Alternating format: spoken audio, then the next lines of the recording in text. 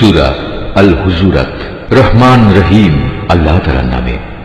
ওহে মানুষ, তোমরা যারা ঈমান এনেছো, আল্লাহ তাআলা ও রাসূলের সামনে কখনো অগ্রণী হও না এবং সর্বদা আল্লাহকে ভয় করে চলো।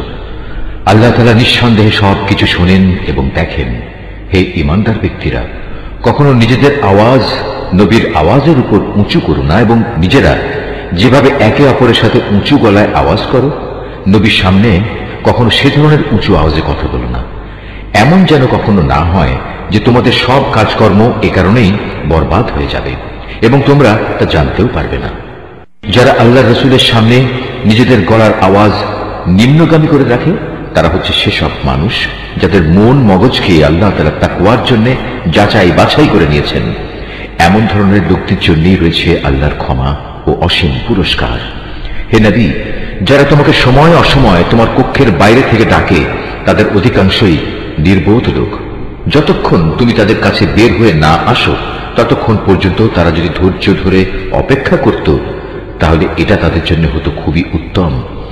আল্লাহ তাআলা ক্ষমাশীল ও পরম দয়ালু। হে ঈমানদার ব্যক্তিরা, যদি কোনো দুষ্ট প্রকৃতির লোক তোমাদের কাছে কোনো তথ্য নিয়ে আসে, তবে তোমরা তার সত্যতা পরখ করে দেখবে। কখনো যেন আবার এমন না হয়, না জেনে তোমরা কোনো একটি সম্প্রদায়ের ক্ষতি করে ফেললে এবং পরে নিজেদের কৃতকর্মের ব্যাপারে তোমাদেরই অনুতপ্ত হতে হলো।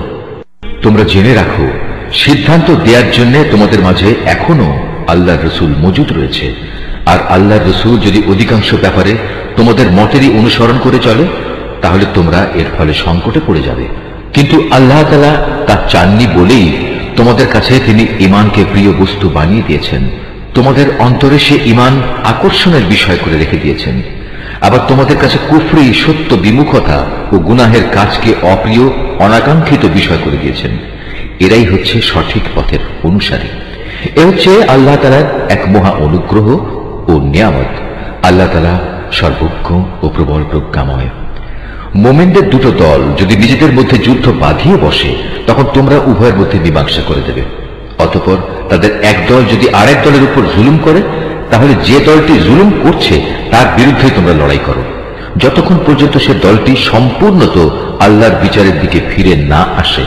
হ্যাঁ, একবার যদি সে দলটি আল্লাহর বিচারের দিকে ফিরে আসে, তখন তোমরা দুটো দলের মাঝে ন্যায় ও ইনসাফের সাথে মীমাংসা করে দেবে এবং তোমরা ন্যায় বিচার করবে, কেননা আল্লাহ তাআলা ন্যায় বিচারকদের ভালোবাসেন। মোমেনরা তো একে অপরের ভাই, অতএব বিরোধ দেখা দিলে তোমাদের ভাইদের মাঝে মীমাংসা করে দাও। আল্লাহ তাআলাকে ভয় করো, আশা করা যায় তোমাদের উপর দয়া ও অনুগ্রহ করা হবে। ওহে মানুষ, তোমরা যারা ঈমান এনেছো, তোমাদের কোনো পুরুষ যেন অপর পুরুষকে নিয়ে কোনো উপহাস না করে, কেননা এমনও তো হতে পারে যাদের আজ উপহাস করা হচ্ছে তারা উপহাসকারীদের চাইতে উত্তম। আবার নারীরাও যেন অন্য নারীদের উপহাস না করে, কারণ যাদের উপহাস করা হয় হতে পারে তারা উপহাসকারিণীদের চাইতে অনেক ভালো।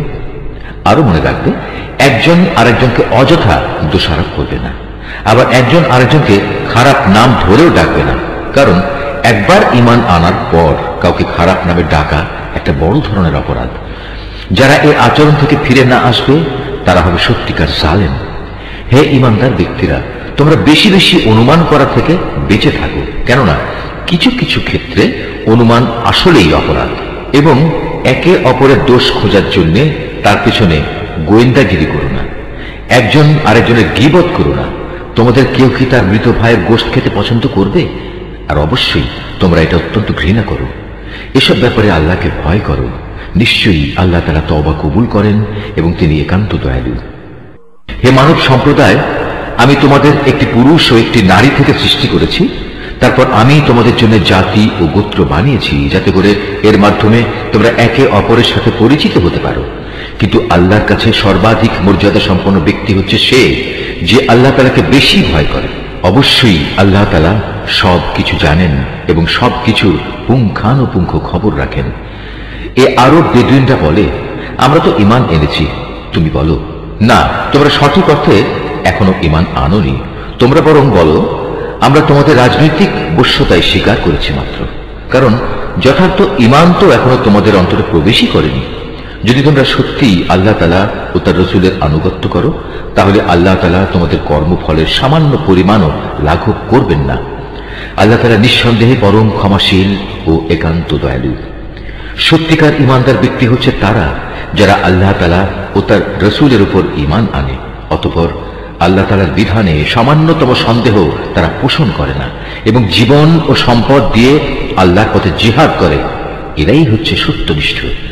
যারা তোমার কাছে এসেছে তাদের তুমি বলো, তোমরা কি তোমাদের দ্বীন সম্পর্কে আল্লাহ তাআলাকে অবহিত করতে চাও?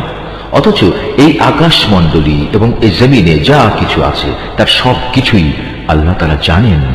আল্লাহ তাআলা সর্ববিষয়ে সম্মুখ অবগত রয়েছেন। এরা তোমার কাছে প্রতিদান চায়, এজন্যে তারা তোমার বশ্যতা স্বীকার করেছে। তুমি তাদের বলো, তোমাদের বশ্যতা স্বীকার করার প্রতিদান চাইতে আমার কাছে এসো না, বরং যদি তোমরা যথার্থ সত্যনিষ্ঠ হয়ে থাকো তাহলে জেনে রেখো আল্লাহ তাআলাই তোমাদের ঈমানের পথে পরিচালিত করে তোমাদের ধন্য করেছেন। নিশ্চয়ই আল্লাহ তাআলা এই আকাশমণ্ডলী ও পৃথিবীর যাবতীয় অদৃশ্য বিষয় সম্পর্কে অবগত আছেন। এই জমিনে তোমরা যা করে বেড়াও তার সব কিছুই আল্লাহ তাআলা পর্যবেক্ষণ করেন।